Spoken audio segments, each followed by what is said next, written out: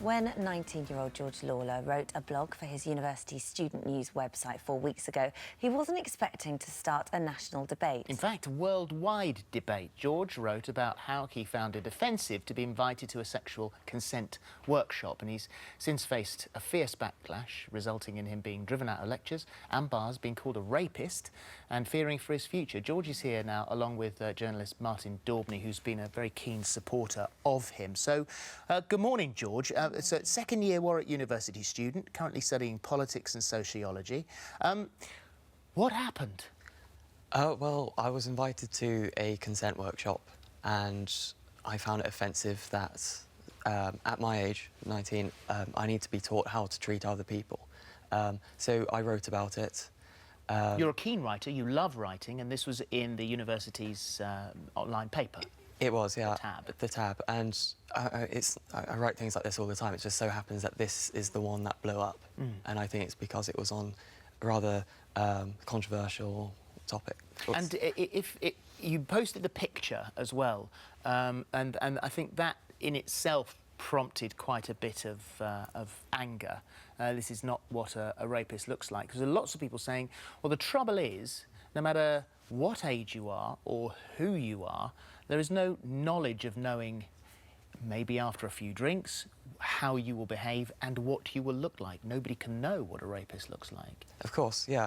I mean, I can't tell what a rapist looks like. If I could, I think, you know, it would be a rather impressive skill. But I think what the picture meant was that I, as an individual, I, as George Lawler, don't look like a rapist. Not I, as a white, university-educated man, don't look like a rapist. Because, of course, you know, anybody has the potential to do that kind of thing.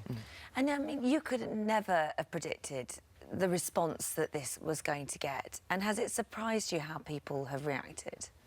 I knew there would be some kind of backlash, at Warwick, at least, at my university, but I didn't know it would go as big. And why did you expect it? Because, I mean, you're allowed to have an opinion. I mean, I think a lot of people would say they could understand, I mean, take the picture aside, but with just the article, that they could understand that you may not want to go to this, and you're within your own right not to go, and you can have your own reasons. And you'd have thought that within a university of people, very intelligent people that are, you know, free speech and all that, I would have thought that that would be the perfect environment to be able to express your views.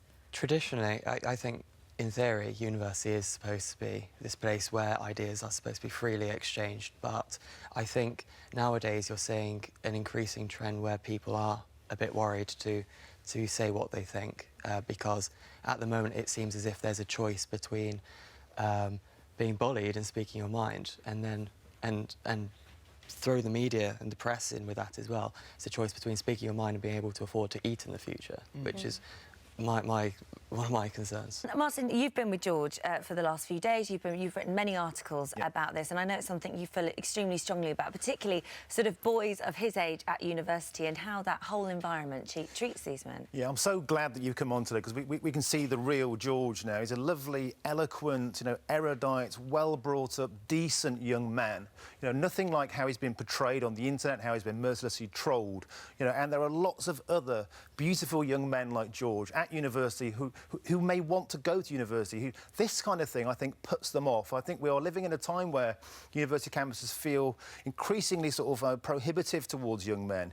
You know, I see this a lot in America. We're inheriting this kind of culture of intolerance, and sexual violence and rape is a very, very deadly, serious issue. We all know that. Nobody is belittling that. No. But George has become the victim du jour. The offending machine needs a fresh victim every day.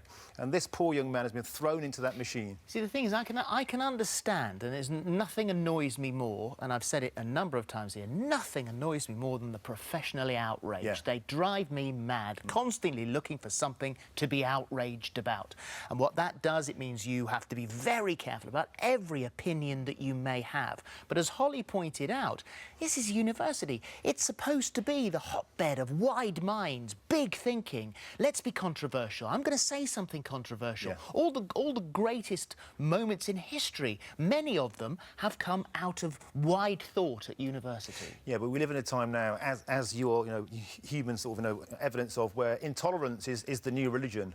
You know, if you agree with the gender political, you know, mentality on campus, then you're safe. If you step out of line, you're unsafe. You know, Sir Tim Hunt had his career wrecked, you know, when he talks about women in science. You know, from Nobel laureates to undergraduates, it's a dangerous place to be a white, heterosexual man if you speak your mind. And I think that's desperately sad.